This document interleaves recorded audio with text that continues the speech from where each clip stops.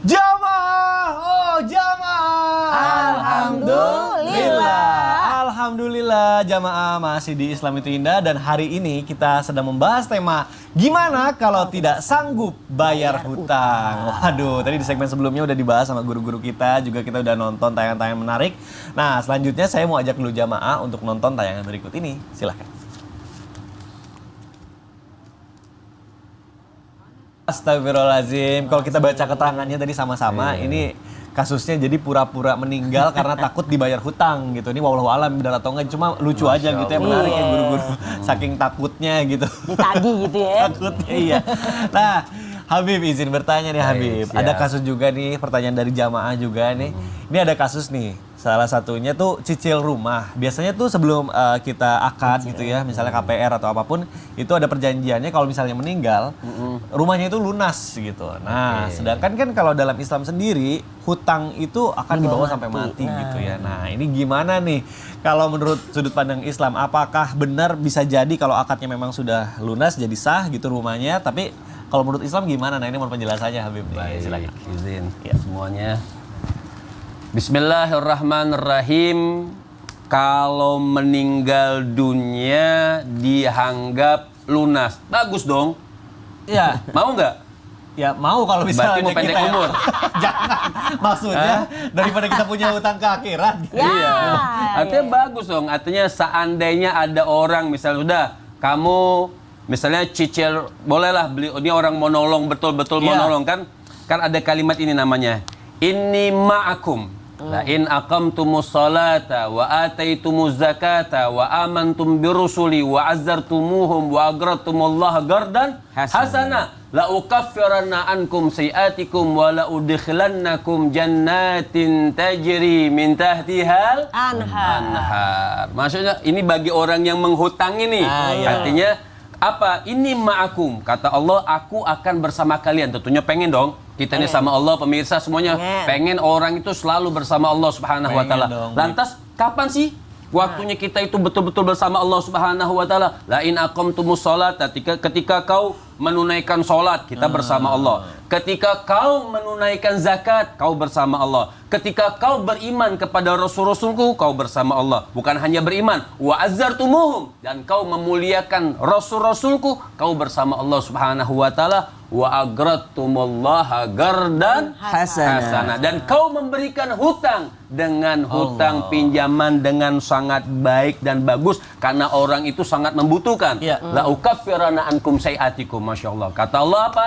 Aku akan menghapuskan dosa-dosamu dan kau akan aku masukkan ke surga yang di bawahnya sungai-sungai yang begitu indah. Masya Allah. Itu bagi orang yang apalagi bilang sudah Mikdad utang saja, atau Mikdad bilang sudah Habib utang cicil rumah sama saya, kalau Habib meninggal bebas semua. Bagus dong. Nah, artinya ini bagus, gak jadi masalah. Artinya meringankan orang. Tentunya bagi orang yang berhutang dia tetap membayar. Tapi seandainya ada hal-hal yang demikian lupa, boleh-boleh saja supaya bikin tenang daripada orang yang punya hutang. Cuman masalahnya di sini ada mungkin masalah bercampur ribanya, bercampur bunganya, bercampur segala macam, itu yang tidak diperbolehkan di dalam Islam, supaya harta kita bersih, kita tidur di dalamnya, keluarga kita, anak-anak kita juga pun merasa tenang. Kenapa? Tidak ada campur sesuatu yang haram di rumah kita yang tidak diridhoi oleh Allah Subhanahu wa Ta'ala.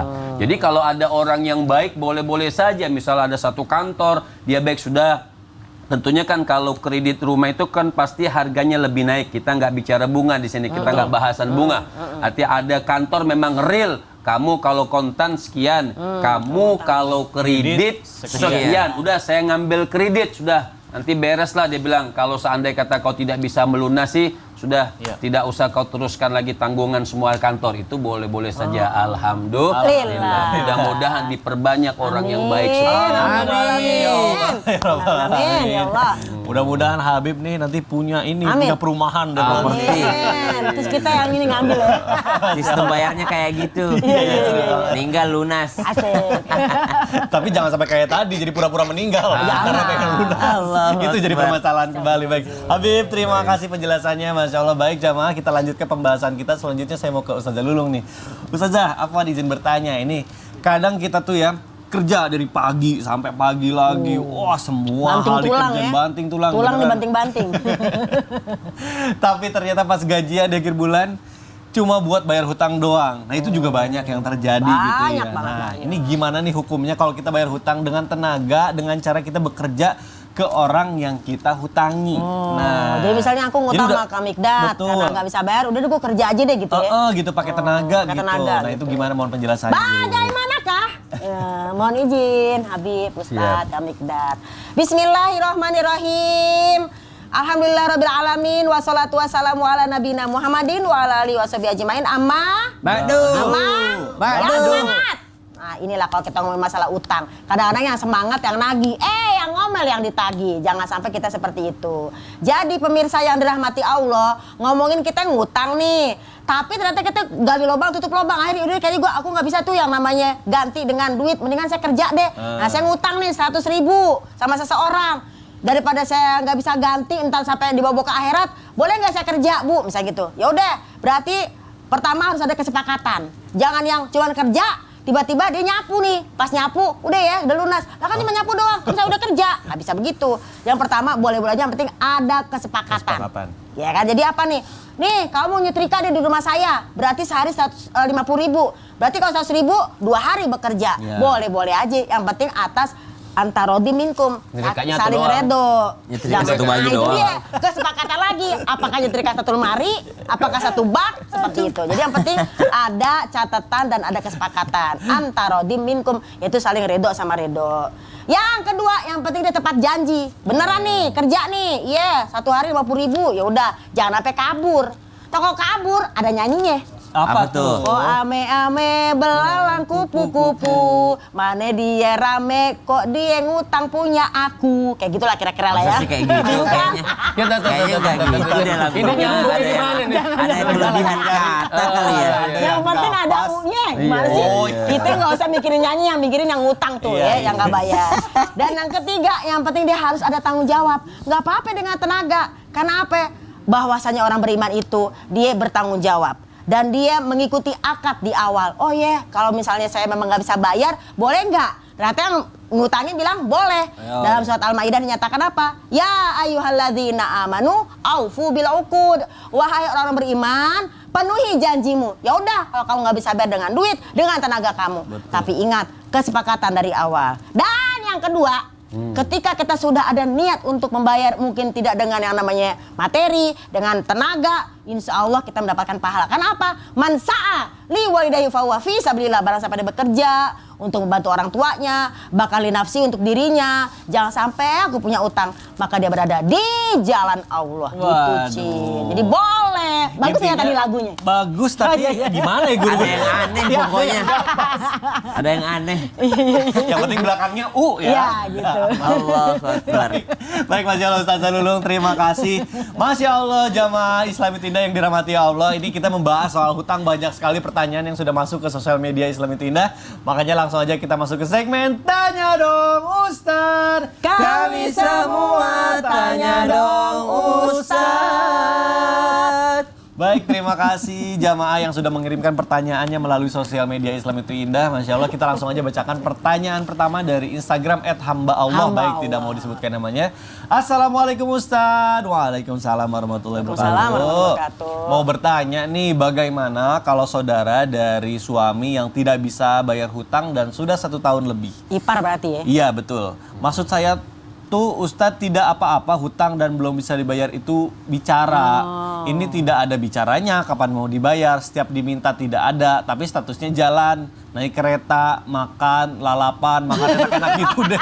Kok dia tahu ya? Berarti ikutin. Ada orang makan lalapan. Kalau begitu bagaimana tuh hukumnya Ustadz? Apakah saya salah kalau saya tetap menagih hutangnya karena ini asli uang saya dari kakak saya, bukan uang saya yang dikasih ke suami. Terima kasih. Jalan-jalan, Iya, Habib hutang. gimana jadi hutang tapi update terus statusnya Jalan-jalan. gitu. Singkatnya, bagi orang yang berhutang punya etika. Pertama, niat mau bayar. Betul. Itu yang pertama. Niat. Ya, orang kalau punya hutang dimanapun di dunia ini, orang yang punya hutang pertama dia niatnya harus bayar. Kedua, punya hitam di atas putih. Karena bukan orang yang punya duit. Orang yang berhutang dia harus bawa kertas tuh. Dia harus punya etika. Yang ketiga, si orang dalam ilmu fikih boleh nih yang punya hutang nih karena sudah jatuh tempo, maka boleh orang yang punya duit itu melarang dia pergi kemana-mana. Boleh, karena karena sudah jatuh tempo. Yang keempat, seandainya dia mau tidur di rumah itu orang yang punya hutang itu harus menyediakan tempat, tidak boleh larang. Iya, itu secara hukum. Jadi orang punya hutang tuh minimal harus ada akhlak sama adab. Ini kalau sudah jatuh tempo, kalau nggak bisa bayar ngomong. Bicara gitu. Maaf nih, ini mintanya Masya Allah, ngutangnya Masya Allah, ditagih udah kayak kita yang punya hutang. Nah, itu dia. Ustazah tadi. Nah, ini artinya bukan curhat ini, bukan. Iya. Tapi kayaknya dari hati banget Habib. Iya, jadi subhanallah, padahal memang pahalanya besar Betul. mengutangi. Cuman yang berhutang pun harus punya otak yang bagus. Punya adab yang Gitu. bagus. Baik, kita lanjutkan, kita bacakan. Mudah-mudahan tadi terjawab. Terima kasih Habib ya atas jawabannya. Kita lanjutkan, ada pertanyaan yang kedua melalui Instagram dari hamba Allah, baik tidak mau disebutkan namanya. Assalamualaikum Ustaz. Waalaikumsalam warahmatullahi wabarakatuh. Suami saya nih punya hutang untuk usaha buat keperluan pribadi dan saya tahu itu. Jadi selama ini saya mengumpulkan uang sedikit demi sedikit dari jualan online. Niat untuk membantu membayar hutang suami saya tersebut. Pertanyaan saya, bolehkah saya diam-diam membayar hutang-hutang tersebut tanpa sepengetahuan suami? Walaupun saya tahu nanti akan menyebabkan pertengkaran. Terus gimana ya Ustadz baiknya jika saya bayar hutang dengan uang hasil jualan? Sedangkan kita sehari-hari hanya mengandalkan uang hasil jualan ini untuk memenuhi kebutuhan kita. Dan saya tiap malam nih kepikiran terus dengan hutang itu dan saya takut hutang itu jadi penghambat jalan keberkahan rezeki kami. Mohon solusinya Ustadz. Ustadz Syam, mungkin boleh dijawab melalui tausiah ini. Silakan. Bismillahirrahmanirrahim. Bismillah wassalatu wassalamu ala Rasulillah, amma ba'd. Ada seorang wanita, dia senantiasa ingin berniat untuk membantu suaminya dalam hal membayarkan hutang-hutang suaminya. Yang pertama tentu saja ini adalah akhlak yang sangat mulia. Jadi apa itu akhlak? Akhlak itu adalah sesuatu yang membuat sang Khalik ridha dan makhluk pun ridha, senang. Maka subhanallah tentu saja kalau ada istri yang membantu suaminya, pasti suaminya akan dengan senang hati. Masya Allah, istri salehah membantu. Mahal tuh. Jarang ada tuh. Jarang banget, makanya luar biasa. Gimana itu ya? Nggak tahu ya. Kenapa emang? Boleh dicariin. Bagus untuk dijadikan contoh untuk seluruh jamaah, Masya Allah. Maka istri yang membantu perekonomian suami, maka bernilai sedekah baginya, maka bernilai kebaikan baginya. Ada seorang wanita yang bertanya kepada baginda Nabi SAW, bagaimana kalau dia membantu suaminya? Maka pahalanya, maka dia lebih banyak pahalanya. Karena yang pertama dia menafkahi, padahal bukan kewajibannya. Yang kedua dia juga mendapatkan pahala sedekah. Apalagi membayarkan hutang-hutangnya, maka ini adalah sesuatu yang sangat-sangat dicintai oleh Allah Subhanahu wa taala. Masalahnya di sini tidak dapat izin suaminya. Dia membantunya secara sembunyi-sembunyi. Walaupun kebaikan sembunyi-sembunyi itu juga ada pahalanya, bahkan bisa lebih banyak pahalanya karena kebaikan secara sembunyi-sembunyi. Namun ternyata diprediksi kalau suaminya tahu, suaminya bakal marah. Maka cari tahu dulu apa kira-kira penyebabnya suaminya menjadi marah ketika dibantu oleh istrinya. Bisa jadi yang membuat beliau marah karena ternyata hutang yang dimaksud ini adalah hutang yang tidak perlu dibayar. Jangan sampai hutang yang tidak perlu dibayar. Mungkin sang suami ini ditipu oleh orang lain, Oh. lalu dibolak-balik suratnya. Kita kan nggak tahu akar permasalahannya. Betul, Maka itulah pentingnya komunikasi dalam rumah tangga tadi. Maka ibu tetap ibu sampaikan kepada suami, Mas gimana kalau saya bantuin, gimana kalau saya bantuin, gimana kalau saya bantuin. Kecuali kalau memang terlihat emang suaminya yang tidak peduli untuk bayar hutang dengan mengatakan, nggak usah bayar hutang, orang kaya dia kok, dia orang kaya kok. Itu bukan alasan untuk tidak membayar hutang. Seberapa kayanya pun orang yang kita hutangi, maka tetap membayar hutang adalah suatu kewajiban. Maka seorang istri boleh dengan sembunyi-sembunyi membantu perekonomian tadi dengan cara membayarkan hutang suaminya. Yang ketiga, Ustadz, tapi hasil jualan ini hanyalah daripada sesuatu yang memenuhi kebutuhan sehari-hari kami. Boleh nggak kalau saya pakai? Kalau begitu kebutuhannya dikurangi standarnya. Kalau kemarin makanannya lauknya mahal-mahal, kalau sekarang mungkin dikurangi standarnya, yang penting ada lauknya. Karena lihat yang mana yang lebih wajib. Lebih wajib lauk mewah atau lebih wajib bayar hutang? Lebih wajib selfie sekarang. Astagfirullah. Lagi di mana update status gitu ya, subhanallah. Maka lihat prioritasnya. Kalau dengan makan tahu tempe membuat Anda masih hidup, maka tidak usah makan steak dulu karena Anda ada hutang. Gitu, yang Steak susah. itu bukan yang itu. Bukan, itu steak, Bib. Bib. Daging Itu maksudnya, steak. bukan stick Makanya buat kita bilang steak, Bib. Subhanallah. Maka kita harus tahu prioritas utama dalam hidup kita. Yang wajib adalah bayar hutang. Wallahu taala alam. Masya Allah, tabarakallah, jamaah yang dimuliakan Allah subhanahu wa ta'ala. Insya Allah setelah ini kita akan lanjutkan lagi pembahasan kita hari ini yang insya Allah tidak kalah menariknya lagi. Ada satu informasi yang luar biasa. CT Arsa meluncurkan platform fundraising yaitu berbuatbaik.id yang telah meluncurkan 119 lebih program donasi yang akan disalurkan untuk kesehatan, fasilitas umum, bencana alam, pendidikan, dan kebaikan-kebaikan lainnya. Nah, ini ada sedikit cuplikan video dari berbuatbaik.id. Silahkan. Ya, baca ulah misalkan dulu, maksudnya ulah misalkan itu gitu kayak ngeroyok gitu, atau bukan ibadah. Ya saya kira ya Abah Amrina, cepat bahasa orang pada peduli ke Allah.